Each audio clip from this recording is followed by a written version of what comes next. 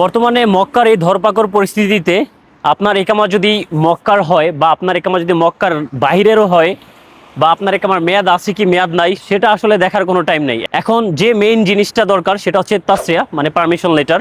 এই পারমিশন লেটারটা যদি আপনার না থাকে তাহলে বর্তমানে আপনাকে মক্কায় টিকে থাকাটা অনেক বেশি টাফ।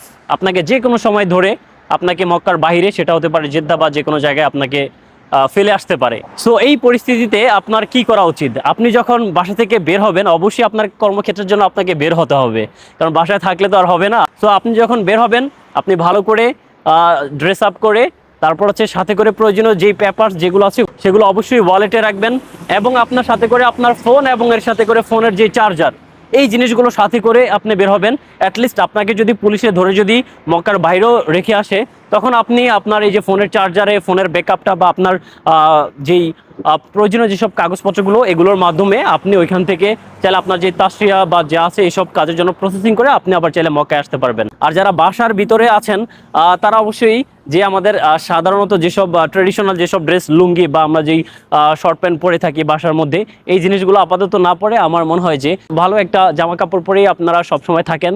কারণ হচ্ছে অনেক সময় বাসায় গিয়েও যদি আপনার যদি তাসরিয়া না থাকে তখন দেখা গেছে যে তারা আপনাকে ভালো একটা ড্রেস পরারও টাইম আপনাকে দিবে না। তো সেই ক্ষেত্রে আপনি নিম্নমানের একটা ড্রেস পরে আপনি যদি বাইরে যান সেটা আপনার জন্য অনেকটাই লজ্জাজনক।